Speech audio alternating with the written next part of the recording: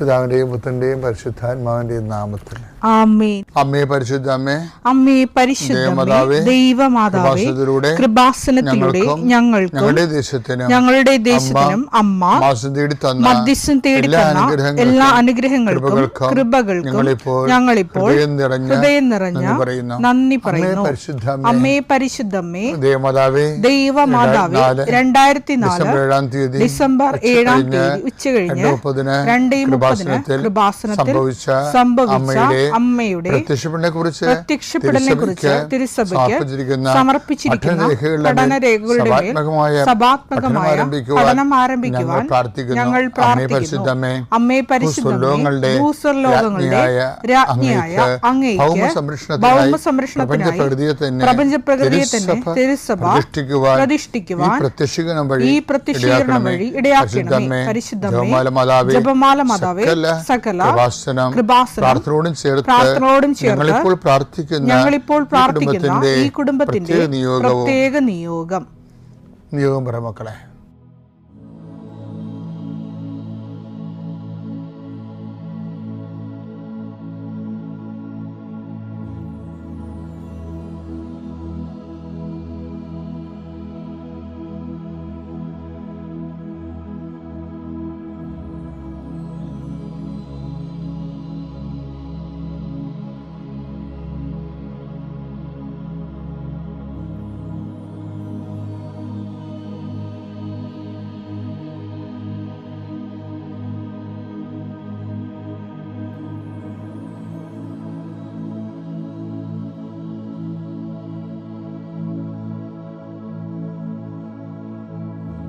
അമ്മയുടെ പ്രത്യക്ഷീകരണത്തിന്റെ ഈ അനുഗ്രഹവേളയിൽ ഞങ്ങൾക്ക് സാധിച്ചു തരുവാൻ കനിയണമേ. ആമേൻ. കർത്താവേ, നിന്റെ ഉന്നതമായ നാമത്തിന് സ്തോത്രം ചെയ്യുന്നു. കർത്താവേ, നിന്റെ വിശുദ്ധ പൗരോഹിത്യത്തെ മഹത്വപ്പെടുത്തണമേ. കർത്താവേ, സഭയിലുള്ള സാന്നിധ്യം ദൃഢമാക്കണമേ. 39 വർഷം ഞാൻ അർപ്പിച്ച കൃപാന്റെ യുഗതിയായി കൃപാസ്ഥാനത്താറെ ജീവനോടെ പ്രത്യക്ഷപ്പെട്ട മാതാവിന്റെ മാധ്യസ്ഥയിൽ അത്താറയിൽ നടന്ന 10,000-കണക്കിന് ആരാധന ശക്തിയാൽ പിതാവിൻ്റെയും പുത്രൻ്റെയും പരിശുദ്ധനാമത്തിൽ അങ്ങനെ മക്കളെ ആസ്വദിക്കുന്ന ലോകം മുഴുവനുള്ള മക്കള് ഈ സമയത്ത് കർത്താവെ ഇന്നത്തെ ആവശ്യത്തിന് വേണ്ടി പ്രാർത്ഥിക്കണിച്ചേ. ഈ പ്രാർത്ഥന കഴിഞ്ഞിട്ട് വേണം അവർക്ക് ഓരോ വ്യക്തികളെ കാണാൻ, അവർക്ക് ഓരോ രേഖകളുമായിട്ട് പോകാൻ, അവർക്ക് അവരുടെ യാത്ര പുറപ്പെടാൻ, അവരുടെ വാഹനങ്ങളിൽ പോകാൻ. ഇങ്ങനെ ഇന്നത്തെ പോർട്ട്ഫോളിയോ മുഴുവനും ഉത്തരവാദിത്തങ്ങളെല്ലാം കർത്താവെ നിനക്ക് ഏൽപ്പിച്ച് പ്രാർത്ഥിക്കുന്നു. എൻ്റെ കർത്താവിൻ്റെ ഉന്നതമായ നാമത്തിൽ സഭയുടെ അധികാരത്തിൽ കുരിശടയാളത്തിൽ കൃപാസ്ഥാനത്താറെ ജീവനോടെ പ്രത്യക്ഷപ്പെട്ട മാതാവിൻ്റെ മധ്യസ്ഥത്തിന് രോഗപീഠകളെ ഈശ്വരനാമത്തിൽ സൗഖ്യം പ്രാപിക്കും. വിശ്വാസ പ്രമാണം. സർവശക്തനായ പിതാവും ആകാശത്തിൻ്റെയും ഭൂമിയുടെയും സൃഷ്ടാവുമായ ദൈവത്തിൽ ഞാൻ വിശ്വസിക്കുന്നു. അവിടുത്തെ ഏകപുത്രനും ഞങ്ങളുടെ കർത്താവുമായ ഈശോമിശിഹായിലും ഞാൻ വിശ്വസിക്കുന്നു. ഈ പുത്രൻ പരിശുദ്ധാത്മാവിനാൽ ഗർഭസ്ഥനായി കന്യകാമറിയത്തിൽ നിന്ന് പിറന്ന് പൊന്തിയോസ് പീലാത്തോസിന്റെ കാലത്ത് പീഡകൾ സഹിച്ച് കുരിശിൽ തറയ്ക്കപ്പെട്ട് മരിച്ച് അടക്കപ്പെട്ട് പാതാളങ്ങളിൽ ഇറങ്ങി മരിച്ചവരുടെ ഇടയിൽ നിന്ന് 3-ാം നാൾ ഉയർത്ത് സ്വർഗത്തിലേക്ക് എഴുന്നള്ളി സർവശക്തിയുള്ള പിതാവായ ദൈവത്തിന്റെ വലതുഭാഗത്തിരിക്കുന്നു. അവിടെ നിന്ന് ജീവിക്കുന്നവരെയും മരിച്ചവരെയും വിധിക്കുവാൻ വരുമെന്നും ഞാൻ വിശ്വസിക്കുന്നു. പരിശുദ്ധാത്മാവിലും ഞാൻ വിശ്വസിക്കുന്നു. വിശുദ്ധ കത്തോലിക്കാ സഭയിലും പുണ്യവാന്മാരുടെ ഐക്യത്തിലും പാപങ്ങളുടെ മോചനത്തിലും ശരീരത്തിന്റെ ഉയർപ്പിലും നിത്യമായ ജീവിതത്തിലും ഞാൻ വിശ്വസിക്കുന്നു. ആമേൻ. സുഖസ്ഥനായ ഞങ്ങളുടെ പിതാവേ, അങ്ങയുടെ നാമം പൂജിതമാകണമേ. അങ്ങയുടെ രാജ്യം വരണമേ. അങ്ങയുടെ തിരുമനസ് സ്വർഗത്തിലെ പോലെ ഭൂമിയിലും ആകണമേ. അന്നു വേണ്ടുന്ന ആഹാരം ഇന്ന് ഞങ്ങൾക്ക് തരണമേ. ഞങ്ങളോട് തെറ്റ് ചെയ്യുന്നവരോട് ഞങ്ങൾ ക്ഷമിക്കുന്നത് പോലെ ഞങ്ങളുടെ തെറ്റുകൾ ഞങ്ങളോടും ക്ഷമിക്കണമേ. ഞങ്ങളെ പ്രലോഭനത്തിൽ ഉൾപ്പെടുത്തരുതേ, തിന്മയിൽ ഞങ്ങൾ രക്ഷിക്കണമേ. ആമേൻ. നന്മ നിറഞ്ഞ മറിയമേ സ്വസ്തി, കർത്താവ് അങ്ങയുടെ കൂടെ സ്ത്രീകളിൽ അങ്ങ് അനുഗ്രഹിക്കപ്പെട്ടവളാകുന്നു. അങ്ങയുടെ ഉദരത്തിൻ ഫലമായി ഈശോ അനുഗ്രഹിക്കപ്പെട്ടവനാകുന്നു. പരിശുദ്ധ മറിയമേ, തമ്പുരാന്റെ അമ്മേ, പാപികളായ ഞങ്ങൾക്ക് വേണ്ടി ഇപ്പോഴും ഞങ്ങളുടെ മരണസമയത്തും തമ്പുരാനോട് അപേക്ഷിക്കണമേ. ആമേൻ. എൻ്റെ പ്രിയപ്പെട്ടവരെ, നമ്മൾ പലപ്പോഴും കേട്ടിട്ടുള്ള വാക്കാണ് ദൈവത്തിന് ഒന്നും അസാധ്യമല്ല. അത് ഒന്നോ രണ്ടോ ഇപ്പോൾ ലൂക്കായുടെ സുവിശേഷത്തില്ലേ 1:37, പിന്നെ മത്തായിയുടെ സുവിശേഷം മത്തായി 19:26. യേശു അവരെ നോക്കി പറഞ്ഞു, മനുഷ്യർക്ക് ഇത് അസാധ്യമാണ്, എന്നാൽ ദൈവത്തിന് എല്ലാം സാധ്യമാണ്. അപ്പോൾ മനുഷ്യർക്ക് ചില കാര്യങ്ങൾ ദുഷ്കരമാണെന്ന് ദൈവം തന്നെ അടയാളപ്പെടുത്തിയിട്ടുണ്ട്. അതിൻ്റെ വിഷയം എന്ന് പറയുന്നത്, ഇപ്പം നമ്മൾ ദൈവത്തിരിച്ച് നിൽക്കുമ്പോൾ എനിക്ക് പലപ്പോഴും തോന്നിയിട്ടുള്ളത്, ഇപ്പം നമ്മൾ ദൈവത്തിനെല്ലാം അസാധ്യമാണെന്ന് നമ്മൾ പറയത്തില്ലേ. അപ്പോൾ ഇന്ന് എല്ലാം സാധ്യമാണ്. കർത്താവ് മരിക്കണതിന് മുമ്പ് ഗെത്സെമനിയിലെ ചോര വീർത്തുള്ള പ്രാർത്ഥനയില്ലേ, അപ്പോഴും ഈശോ പറയേണ്ടത് ഇതാണ്: പിതാവേ, അങ്ങേക്ക് എല്ലാം സാധ്യമാണ്. മർക്കോസ് 14:36. അവൻ പറഞ്ഞു, ആബാ പിതാവേ, എല്ലാം അങ്ങേക്ക് സാധ്യമാണ്. പക്ഷെ എല്ലാം സാധ്യമാകുമ്പോഴും നമ്മളെപ്പോഴും മനസ്സിലാക്കേണ്ടത്, ദൈവത്തിൻ്റെ നീതിബോധം എല്ലാം ലളിതമാക്കണില്ല.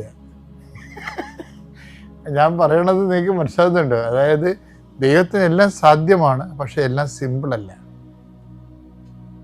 അതിൻ്റെ കാരണം എന്താ? ഇപ്പം മനുഷ്യൻ്റെ പാപത്തിന് പരിഹാരമായിട്ട് മനുഷ്യരുടെ പാപങ്ങൾ ഈശോ ഈ ഭൂമി വന്നപ്പോൾ എന്താ പറയണത്? മനുഷ്യപുത്രന് പാപം മോചിക്കാൻ അധികാരമുണ്ടെന്ന് അറിയേണ്ടതിന് നിന്റെ കിടക്കയും എടുത്തുകൊണ്ട് നടക്കാൻ പറഞ്ഞു. പാപം മോചിച്ച് സിമ്പിളായിട്ട് പാപം മോചിച്ചു, അത്രയേ ഉള്ളൂ. അപ്പം മനുഷ്യരാശിയുടെ പാപങ്ങളെ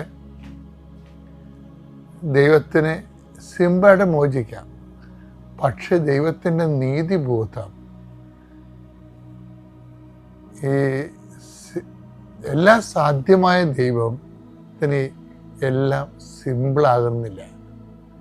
ദൈവം അത് സിമ്പിളാക്കാത്തതാണ് ശരിക്കും പറഞ്ഞാൽ. പക്ഷേ അത് ദൈവത്തിൻ്റെ നീതിബോധമാണ്. മനുഷ്യൻ ചെയ്ത പാപത്തിന് പരിഹാരമായിട്ട് യേശു ദൈവം തന്നെ മനുഷ്യനായി മനുഷ്യ ശരീരത്തിൽ പാപത്തെ ശിക്ഷ വിധിച്ച് റെക്ടിഫൈ ചെയ്യുന്ന ആ വീണ്ടെടുപ്പില്ലേ, അത് ഭയങ്കര സങ്കീർണമല്ലേ. എന്നാൽ മനുഷ്യൻ്റെ പാപങ്ങൾ മോചിക്കട്ടെ എന്ന് ദൈവം പറഞ്ഞ് സിമ്പിളാക്കിയാൽ മതിയായിരുന്നല്ലേ. സിമ്പിളല്ല. എല്ലാം സാധ്യമാണ്, എല്ലാം സിമ്പിളല്ല. ഞാൻ എന്താ ഇപ്പോൾ ഇത് പറയാൻ കാരണം വെച്ച് കഴിഞ്ഞാൽ, ദൈവത്തിന് വേണ്ട സിമ്പിളാക്കാവേ, പക്ഷെ ദൈവം സിമ്പിളാക്കുന്നില്ല. അത് ദൈവത്തിൻ്റെ നീതിബോധമാണ്. അതുപോലെ തന്നെയാണ് ദൈവം നമ്മളുടെയൊക്കെ എന്നും പ്രതീക്ഷിക്കുന്നത്. കഴിഞ്ഞ ദിവസങ്ങളിൽ ഒരു സഹോദരി അവരുടെ നട്ടലിങ്ങനെ വളഞ്ഞിരിക്കുകയായിരുന്നു. ഒരു 2 പ്രാവശ്യം മെഡിക്കലിൽ അവർ റിജക്റ്റഡായി. 3-ാമത്തെ പ്രാവശ്യം അവൾ മെഡിക്കലിൽ വന്ന് വെച്ച് ഈശോയോട് പറയും, ഈശോ, എൻ്റെ നട്ടിൽ വളഞ്ഞതാണെന്ന് എനിക്കും അറിയാം, നിനക്കും അറിയാം. അപ്പോൾ ചിലപ്പോൾ ഈ സമയത്ത് ഞാൻ മെഡിക്കലിന് റിജക്റ്റ് ആകും. പക്ഷേ എനിക്ക് നിന്നൊരു കാര്യം പറയാനുണ്ട്. ഞാൻ റിജക്റ്റ് ആയാലും ശരി, എൻ്റെ ജീവിതത്തിൽ എൻ്റെ മുമ്പിൽ വേറെ മാർഗങ്ങളും ഇല്ല. പക്ഷെ ഞാൻ റിജക്റ്റ് ആയാലും ശരി, എനിക്ക് നിന്നോടുള്ള സ്നേഹത്തിന് ഒരു കളങ്കവും ഉണ്ടാകത്തില്ലെന്ന് പറയും. അപ്പോഴെന്താ, ആ ഒറ്റ സംഭവം വളഞ്ഞുപോയ നട്ടല് ആ ഒറ്റ ടെസ്റ്റിൽ നേരെയായി. ഇപ്പം സിമ്പിളാണ് ദൈവത്തിന്. പക്ഷേ എന്താ പ്രശ്നം? അതിനകത്ത് അവൾ എന്താ പറഞ്ഞിരിക്കണത്? അവൾ അതിൻ്റെ അകത്ത് ആ പ്രേയറിൻ്റെ അകത്ത് ഒരു സത്യസന്ധത സാധാരണ ആൾക്കാർക്ക് കിട്ടാത്തൊരു സാധനമാണ്. അവർക്ക് എന്തെങ്കിലും പ്രാർത്ഥിക്കുന്നത് കിട്ടിയില്ലെങ്കിൽ ദൈവവുമായിട്ടുള്ള ബന്ധം കുറഞ്ഞു വരും. പ്രാർത്ഥന കുറയും, വചന വായന കുറയും, ദൈവത്തോട് ബന്ധപ്പെട്ട ആത്മീയമായ എല്ലാ വിഷയങ്ങളും കുറയും. അപ്പം ഇവളത് നേരത്തെ മുൻകൂർ ജ്ഞാനവരം ഉള്ളത് കൊണ്ട് അവൾ മനസ്സിലാക്കി, കർത്താവ്, എനിക്കതിന് കുഴപ്പമുണ്ടെങ്കിലും അത് എൻ്റെ കുഴപ്പം മാത്രമായിരിക്കും. അത് ഞാൻ നിന്നെ കുറ്റം പറയത്തില്ല. പക്ഷെ എനിക്ക് നിങ്ങളുടെ സ്നേഹത്തിന് ഒരു കുറവ് സംഭവിക്കത്തില്ല. ഉടമ്പടി ഇപ്പോൾ മനുഷ്യരെ ശരിക്കും വളർന്ന വലിയ ആൾക്കാരെ ഉടമ്പടിയിലൂടെ ഉടമ്പടി നമുക്ക് സംഭാവന ചെയ്യുന്നുണ്ട്. ഈടിറ്റ ദൈവിക മനുഷ്യരെ ഉടമ്പടി ലോകത്തിന് കാഴ്ചവെക്കുന്നുണ്ട്. അപ്പോൾ ഈ വലിയൊരു ആധ്യാത്മികമായ മുന്നേറ്റ കാലത്താണ് നീ ജീവിക്കണമെന്ന് ഓർക്കണം. ദൈവതിരുസന്നിധിയിൽ എല്ലാം സാധ്യമാണ് എന്ന ഒന്നും ലളിതമാക്കാത്ത ദൈവത്തിൻ്റെ തിരുസന്നിധിയിൽ നമ്മുടെ ജീവിതത്തിൽ നമ്മൾക്ക് മാക്സിമമായിട്ട് ദൈവതിരുസന്നിധി ചെയ്യാൻ പറ്റുന്നത് വിശ്വാസത്തിൻ്റെ വിലയായിട്ട് ചെയ്ത് ശരിക്കും ദൈവമായിട്ട് വിഷയത്തെക്കാൾ വ്യക്തിക്കുള്ള ഉണ്ടാകുന്നൊരു ബന്ധത്തിൻ്റെ രീതിയിലേക്ക് വരാൻ ശ്രമിച്ചാൽ നമുക്ക് ദൈവതിരുസന്നിധിയിലെ ഈസി ആയിട്ടുള്ള ഒരു റിലേഷനും കൊടുക്കവാങ്ങലുകളും ട്രാൻസാക്ഷനും പിന്നെ smooth and easy relations keep ചെയ്യാൻ പറ്റും. അപ്പോൾ എപ്പോഴും ഓർക്കുക, നമ്മുടെ ഭാഗത്തു നിന്ന് കൂടുതൽ കോംപ്ലിക്കേഷൻസ് ആവശ്യപ്പെടുമ്പോൾ കൂടുതൽ വെയിറ്റേജുള്ള പ്രവർത്തനങ്ങൾ ആവശ്യപ്പെടുമ്പോൾ അത് സന്തോഷത്തോടെ കൊടുക്കണം. എന്നിട്ട് നമ്മൾ ദൈവത്തിന് ഒരു അസസ്മെൻ്റ് വരുന്ന സമയത്ത് നമ്മളെക്കുറിച്ച് നല്ലത് പറയാൻ കഴിയണം. എന്നാൽ പിന്നെ പ്രാർത്ഥനയ്ക്കൊന്നും ഒരു പ്രശ്നം ഉണ്ടാകത്തില്ല. പ്രാർത്ഥന ലളിതമായിരിക്കും. അതുപോലെ ആധ്യാത്മിക ജീവിതവും ലളിതമായിരിക്കും. കർത്താവ് നമ്മളെ അനുഗ്രഹിക്കട്ടെ. യൂനസ്, എൻ്റെ ഹസ്ബൻഡ് ജിൻസൺ യൂനസ്. ഞാൻ ആക്ച്വലി എറണാകുളം ജില്ലയിൽ നിന്നാണ് വരുന്നത്. ഞാൻ ഉടമ്പടി എടുത്തത് 4th മാർച്ചിലാണ് എടുത്തത്. ഉടമ്പടി എൻ്റെ ബേബിക്ക് വേണ്ടി എടുത്തിട്ടുണ്ടായിരുന്നത്. ഞാൻ ആക്ച്വലി പ്രീ ടൈം ഡെലിവറി ആയിരുന്നു. എനിക്ക് 7.5 മാസത്തിൽ എൻ്റെ ഡെലിവറി കഴിഞ്ഞു. ആക്ച്വലി എനിക്ക് BP ഹൈ ആയതുകൊണ്ടിട്ട് എനിക്ക് പെട്ടെന്ന് ഡെലിവറി ചെയ്യേണ്ടി വന്നു. ഡെലിവറി ചെയ്ത് ബേബിക്ക് സ്കാൻ ചെയ്തപ്പോൾ 1700 ആയിരുന്നു വെയിറ്റ് ഉണ്ടായിരുന്നത്. 1 കിലോ 700 ഗ്രാമായിരുന്നു വെയിറ്റ് ഉണ്ടായിരുന്നത്. നെക്സ്റ്റ് ഡേ തന്നെ എനിക്ക് BP വീണ്ടും ഹൈ ആവുന്ന, മെഡിസിൻസ് കൂട്ടിയിട്ട് ഒന്നും BP കുറയുന്നില്ല. ആൻഡ് എനിക്ക് യൂറിക് ആസിഡും എല്ലാം കൂടുന്നുകൊണ്ടിട്ട് ഡോക്ടർ പറഞ്ഞു 50-50 ചാൻസ് ആണ്, either ബേബി അല്ലെങ്കിൽ അമ്മനെ രക്ഷിക്കാൻ പറ്റുള്ളൂ, സോ വേഗം തന്നെ ഡെലിവറി ചെയ്യണമെന്ന് പറഞ്ഞു. അങ്ങനെ നെക്സ്റ്റ് ഡേ തന്നെ ഡെലിവറി ചെയ്തു. ഡെലിവറി ചെയ്ത അന്ന് ബേബിയുടെ വെയിറ്റ് 1600 ആയിരുന്നു. അപ്പോൾ തന്നെ NICUലേക്ക് അഡ്മിറ്റ് ചെയ്തു. NICUയിൽ അഡ്മിറ്റ് ചെയ്ത് 3 days കഴിഞ്ഞപ്പോഴത്തേക്കും ആളുടെ വെയിറ്റ് വീണ്ടും കുറഞ്ഞു, 1470 ആയി. ദെൻ നെക്സ്റ്റ് ഡേ തന്നെ ആൾക്ക് ബ്രീത്തിങ് പ്രോബ്ലം വന്നു. ഒട്ടും വയ്യാതെ, ഓക്സിജൻ ഒന്നും കിട്ടാതെ ആൾ വെന്റിലേറ്ററിലായി. ആൾ ബ്ലൂ കളറൊക്കെ ആയി മാറിന, ഒട്ടും ബ്രീത്തിങ് ഒന്നും എടുക്കാൻ പറ്റുന്നുണ്ടായിരുന്നില്ല. ഭയങ്കര സീരിയസ് ആയിരുന്നു. അത് കഴിഞ്ഞ് ഞങ്ങളൊരു 1.5 മാസം ആ ഹോസ്പിറ്റലിൽ ഞങ്ങളവിടെ അഡ്മിറ്റ് ആയിരുന്നു. അത് കഴിഞ്ഞ് ഞങ്ങൾ ഡിസ്ചാർജായി വീട്ടിൽ പോയി. ആൾ ബ്രസ്റ്റ് ഫീഡിങ് ചെയ്യുന്നുണ്ടായിരുന്നില്ല, പ്രീ ടൈം ആയതാണ്, അതൊന്നും പറ്റുന്നുണ്ടായിരുന്നില്ല. അപ്പോൾ നമ്മൾ പമ്പ് ചെയ്തെടുത്തിട്ട് സിറിഞ്ച് ഫീഡാണ് ചെയ്തുകൊണ്ടിരുന്നത്. അപ്പോൾ ഞാൻ വീട്ടിൽ ചെന്നിട്ട് ഞാൻ ഫീഡ് ചെയ്തത് ഓവർ ഫീഡായപ്പോൾ ആൾ വൊമിറ്റ് ചെയ്ത് ആകെ ടയേർഡായി, അനക്കമൊന്നുമില്ല. 3 തവണ വൊമിറ്റ് ചെയ്ത് കഴിഞ്ഞപ്പോൾ ഞങ്ങൾ വേഗം തന്നെ ഹോസ്പിറ്റലിൽ കൊണ്ടുപോയി ഡോക്ടർ പറഞ്ഞു ഒട്ടും ആക്റ്റീവ് അല്ല, നമുക്ക് നെക്സ്റ്റ് ഡേ ബ്ലഡ് ട്രാൻസ്ഫ്യൂഷൻ ചെയ്യാം, അപ്പോൾ നമുക്ക് നോക്കാം എന്ന് പറഞ്ഞു. അങ്ങനെ ഞങ്ങൾ ബ്ലഡ് IMA ബാങ്കിൽ പോയി വാങ്ങിക്കൊടുത്ത് ബ്ലഡ് ട്രാൻസ്ഫ്യൂഷൻ ചെയ്യണ സമയത്ത് ആൾക്ക് ഫിക്സ് വന്നത് എൻ്റെ ആ റീസൺ അറിയാൻ വേണ്ടി സ്കാൻ ചെയ്തു. EG ചെയ്തപ്പോഴത്തേക്കും ആൾക്ക് ബ്രെയിനിൽ ബ്ലീഡിങ് ഉണ്ടെന്ന് പറഞ്ഞു.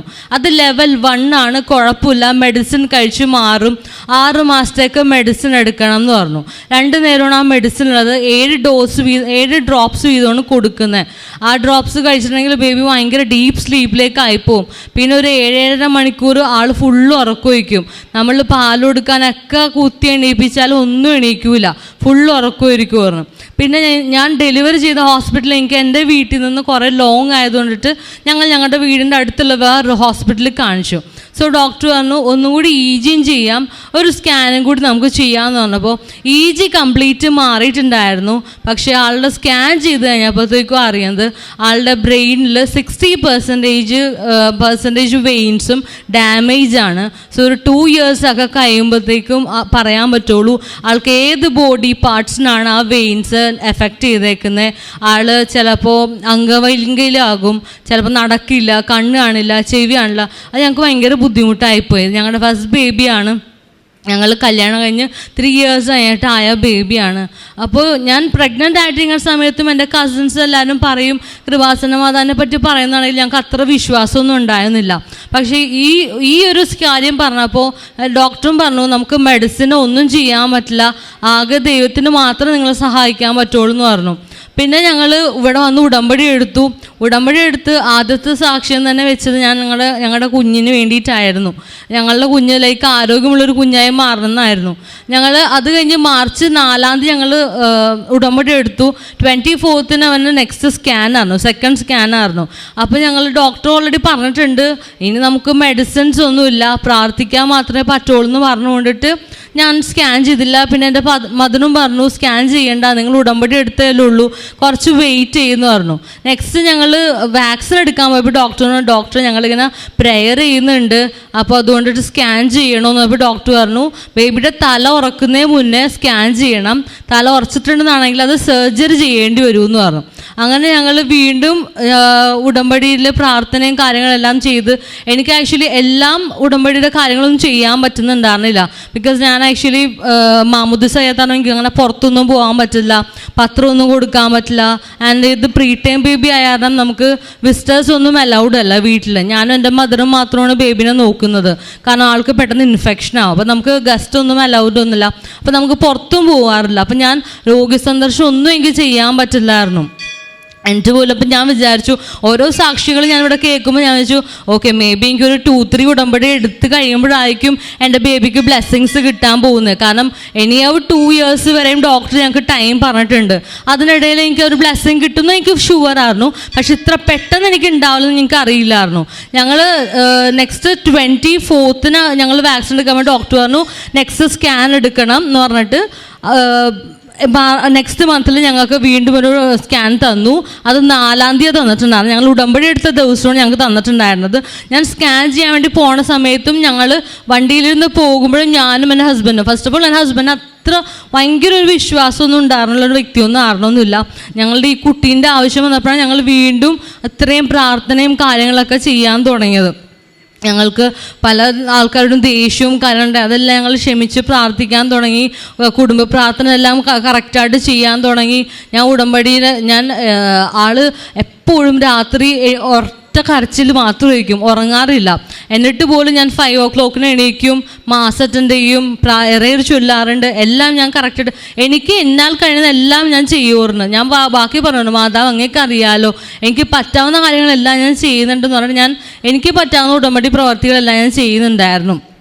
ഞങ്ങൾ സ്കാൻ ചെയ്യാൻ വേണ്ടി പോയപ്പോഴത്തേക്കും ഡോക്ടർ എൻ്റെ ബേബിനെ കൺസൾട്ട് ചെയ്യുന്ന ഡോക്ടറിനെ വിളിച്ചു പറഞ്ഞു ആൾക്ക് ആക്ച്വലി ഉണ്ടായ എല്ലാം കംപ്ലീറ്റ് റിക്കവർ ആയിട്ടുണ്ട്, ഒന്നും ഇപ്പോൾ കുഴപ്പമില്ല, 60% 0% ആയിട്ട് മാറിയിട്ടുണ്ട്, ഇപ്പോൾ ഒരു കുഴപ്പമില്ല ബ്രെയിനിലെന്ന് പറഞ്ഞു. ഡോക്ടറിനെ ഞങ്ങൾ കൺസൾട്ട് ഡോക്ടർ പറഞ്ഞു ഇത് കംപ്ലീറ്റ്ലി മാറിയിട്ടുണ്ട്. എങ്ങനെ മാറിയെന്ന് അറിയില്ല, ബിക്കോസ് ഈ ഒരു പീരീഡിൽ ആൾക്ക് എങ്ങനെ റിക്കവർ ആയെന്ന് അറിയില്ല. കാരണം ആദ്യം തന്നെ ബേബിനെ കാണുമ്പോൾ എല്ലാവരും പറയും ആളുടെ തല ഭയങ്കര ചെറുതായിരുന്നു.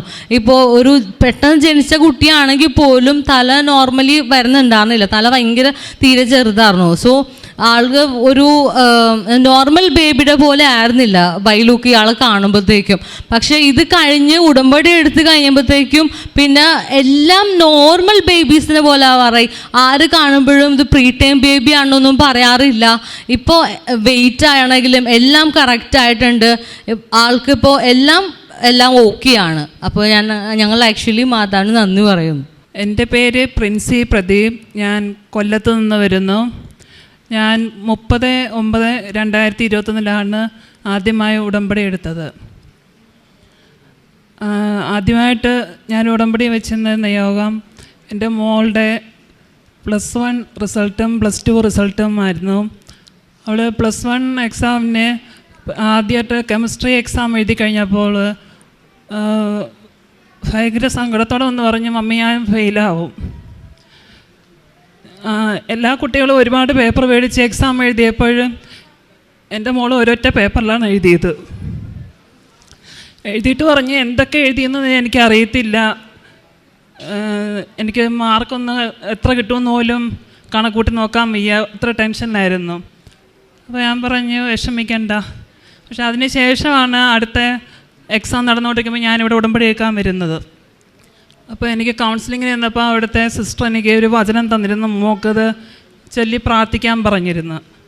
അങ്ങനെ പ്രാർത്ഥിച്ചുകൊണ്ടിരുന്ന് +1 റിസൾട്ട് വന്നു. പരിശുദ്ധ അമ്മ സഹായിച്ച് അവൾ B+ഓടെ കെമിസ്ട്രിക്ക് പാസ്സായി. ബാക്കി എല്ലാ സബ്ജക്റ്റിനും നല്ല മാർക്കുണ്ടായിരുന്നു. പിന്നെ +2ൻ്റെ റിസൾട്ടും വന്നു. അവൾ പഠിക്കാൻ അത്ര നല്ല മിടുക്കിയൊന്നും അല്ലായിരുന്നു, പഠിക്കുന്നതൊക്കെ അവൾ പെട്ടെന്ന് മറന്നു പോവായിരുന്നു. ശക്തമായിട്ട് പ്രാർത്ഥിച്ചുകൊണ്ടിരുന്നു. അവൾക്ക് 83% മാർക്ക് മേടിച്ച് പാസ്സാകാൻ പരിശുദ്ധ അമ്മ സഹായിച്ചു. ഞാൻ ഉടമ്പടി ഇതുവരെ നന്ദി പറയാനായിട്ട് ഇവിടേക്ക് വരാൻ സാധിച്ചില്ല. അതിന് അമ്മയ്ക്ക് ഈശോയ്ക്ക് മാപ്പ് പറയാണ്. അടുത്തയായിട്ട് ഞാൻ എൻ്റെ 4.5 വയസ്സുള്ള മകനെ, ഡാമിയൻ എന്നാണ് പേര്, സംസാരം തുടങ്ങിയപ്പോൾ അവന് നല്ല രീതിയിൽ സംസാരിക്കാൻ പറ്റുന്നില്ല, വിക്കുണ്ടായിരുന്നു. അപ്പോൾ ഞാനത് ഉടമ്പടിയിൽ വെച്ചിരുന്നു. പക്ഷെ ഞാൻ ഉടമ്പടി എടുത്തുകൊണ്ട് പോയി ഒരു 1-2 ദിവസങ്ങൾ കഴിഞ്ഞപ്പം മോൻ നല്ല ഫ്ലുവൻ്റായിട്ട് സംസാരിക്കാൻ തുടങ്ങി. പക്ഷേ ഞാൻ നന്ദി പറയാനായിട്ട് വന്നില്ല. വരാഞ്ഞത് എല്ലാ നിയോഗങ്ങളും സഹായിച്ചിട്ട് വരാം എന്നുള്ളതായിരുന്നു എൻ്റെ മനസ്സിൽ. പക്ഷേ വീണ്ടും മോൻ ചെറുതായിട്ട് വീണ്ടും വിക്ക് വരുന്നത് കേട്ടു. അപ്പോൾ ഞാൻ പറഞ്ഞു, അമ്മേ ഞാൻ അമ്മയുടെ മുമ്പിൽ വന്ന് ഞാൻ നന്ദി പറഞ്ഞോളാം, പെട്ടെന്ന് വരാം. അങ്ങനെ വീണ്ടും വിക്ക് മാറി. പക്ഷേ ഞാനിപ്പോൾ അത് ഇന്നത്തെ ദിവസം ഞാൻ 5ാമത്തെ ഉടമ്പടിയാണ് ഞാനിപ്പോൾ പുതുക്കിയിരിക്കുന്നത്. പക്ഷേ എൻ്റെ മോൻ നന്നായിട്ട് ഇപ്പോൾ സംസാരിക്കുന്നുണ്ട്, അതിന് 1000 നന്ദി പറയുന്നു. പിന്നെ അതിലുപരി അവന് പഠിക്കാനും നല്ല മടിയായിരുന്നു.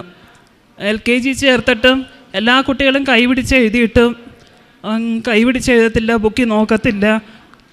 അങ്ങനെ ഒത്തിരി ബുദ്ധിമുട്ട് അനുഭവിച്ചപ്പോഴും ഞാൻ എൻ്റെ 3ാമത്തെ ഉടമ്പടിയിൽ മോൻ പഠിക്കാത്ത ഈ കാര്യം വെച്ചിരുന്നു. അപ്പോൾ ഞാൻ 3ാമത് ഉടമ്പടി വെച്ചിട്ട് തിരികെ പോയി 1-2 ദിവസത്തിനകത്ത് വെച്ച് മോൻ നന്നായിട്ട് എഴുതി തുടങ്ങി. അപ്പോൾ നന്നായിട്ട് പഠിക്കുന്നുണ്ട്. അതിന് ഈശോയ്ക്കും അമ്മയ്ക്കും 1000 നന്ദി പറയുന്നു. അടുത്തായിട്ട് ഞാൻ എൻ്റെ തന്നെ രോഗസൗഖ്യമാണ് പറയുന്നത്. എനിക്ക് 10 വർഷമായിട്ട് തൈറോയ്ഡ് ഉണ്ടായിരുന്നു.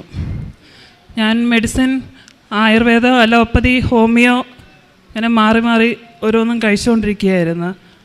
അപ്പോൾ എനിക്ക് ഡോസ് കുറച്ച് കൊണ്ടുവരാൻ ഡോക്ടേഴ്സ് നോക്കുന്ന സമയത്ത് പറ്റുന്നില്ല.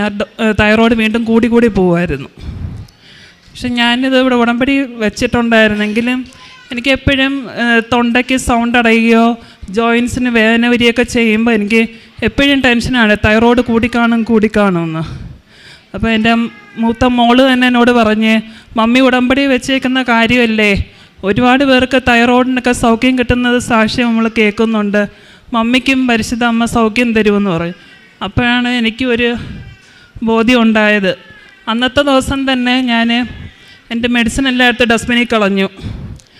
ഏകദേശം ഇപ്പോൾ ഞാൻ ഒരു 8-9 മാസത്തേക്കുള്ളായി ഞാൻ മെഡിസിൻ എടുത്തിട്ടില്ല. ഞാൻ ഇടയ്ക്കിടയ്ക്ക് ചെക്ക് ചെയ്തുകൊണ്ടിരിക്കുകയാണ്. എനിക്കെൻ്റെ തൈറോയ്ഡ് നോർമലാണ്. അതിന് ഞാൻ പരിശുദ്ധ അമ്മയ്ക്ക് 1000 നന്ദി പറയുകയാണ്.